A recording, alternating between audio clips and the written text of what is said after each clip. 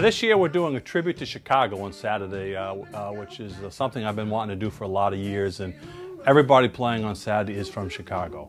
Headlining by the Brooks Family Reunion, which is Lonnie, Ronnie, and Wayne, a father and two sons. Lonnie just got inducted to the Blues Hall of Fame last year, and it's going to be pretty sweet, you know, kind of using a play on the words with Sweet Home Chicago, but we've kind of talked to all the acts and the artists playing that day, and when Lonnie comes up and when he does his encore, we're going to bring everybody back on the stage and going to do a sweet version of Sweet Home Chicago, which should be incredible for the audience. Started the Tradewinds parking lot, Tradewinds Motor in the parking lot in 1990. For 4 years it was called the Tradewinds Blues Bash, where I did 2 national acts and 4 local regional acts. Then in 1994 moved across the street and got a couple of partners, and we turned it to the North Atlantic Blues Festival, and it's been growing in every year since. It's in Maine, it's July, it's great blues, great music, and of course we can serve them lobsters as well.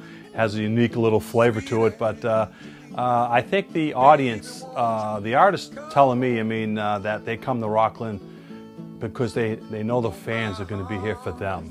There's a lot bigger festivals around the country, but I don't know if there's any more that the audience gets into it like the audience does here. Last year I sent tickets to 4 different countries in 27 states. And this year I'm roughly running about the same definition of where I'm sending them, but it's, you know, but I would say 85%, 90% of the people come from New England, and the other 10% come from all over the country or all over the world. I've never played an instrument in my life, and these guitars were all gifts to me, and you know, just a collection of them. The polka dot are one for blues fans, they'll recognize that immediately. That's kind of a Buddy Guy signature guitar, and Buddy presented that to me. These 2 guitars here were from the Blues Music Awards, which is the Blues Grammys, which is done in Memphis, Tennessee. I was a music director for the 25th anniversary and the 26th anniversary of Music Awards. They get the artists who play at the Music Awards to sign the guitars, a number of them, and one of those each was presented to me. The clear one, which is a Dan Armstrong, and to my knowledge it was only basically 100 of those ever made, and this was actually from Keith Richards from the Rolling Stones. This was presented to me on the stage in Chicago, was given to me, and then the red one is kind of like, you know, is kind of the most sentimental and means the most to me. This was belonged to Little Milton. Little Milton's widow, Pat, presented that guitar to me after, you know, as people do know, Little Milton passed away. His last live performance he ever did was in Rockland, Maine, to the North Atlantic Blues Festival.